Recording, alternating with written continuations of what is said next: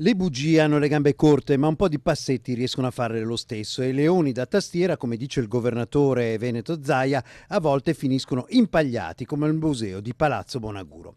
Sul gruppo Facebook Bassano Senza Censura emergono notizie tramite Mario Fasini, che a sua volta rilancia un post di Fabio Tommasi che racconta di come l'ospedale di Bassano sia stato depauperato a favore del Sant'Orso e che insinua chiaramente che la moglie del presidente veneto Luca Zaia fosse dirigente proprio dell'ospedale Sant'Orso.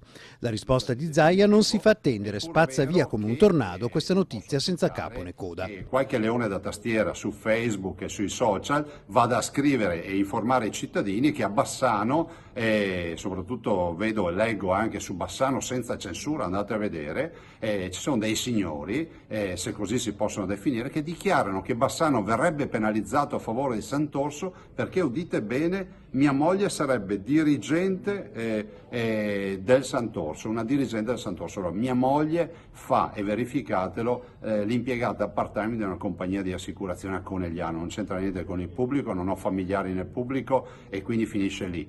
Però voglio chiedere a questo signor Mario Fasini e al signor Fabio Tommasi, che sono tanto eroi, se hanno il coraggio di fare le scuse, perché gli avviso che li denuncerò, perché mia moglie non fa la dirigente a Sant'Orso, vergognatevi perché solo dei lazzaroni possono scrivere queste cose. Diffondete questo video, avvisate questi signori, vi ripeto anche i nomi, Mario Fasini e Fabio Tommasi. Vediamo se questi due leoni da tastiera hanno il coraggio di replicare. A Bassano Senza Censura nel frattempo fanno piazza pulita della fake news pericolosa sulla loro pagina, anche se a vedere la reazione di Zaia sembra che si siano chiuse le porte della stalla mentre i buoi erano già in gita sul Brenta e così Bassano Senza Censura deve censurare. Capita.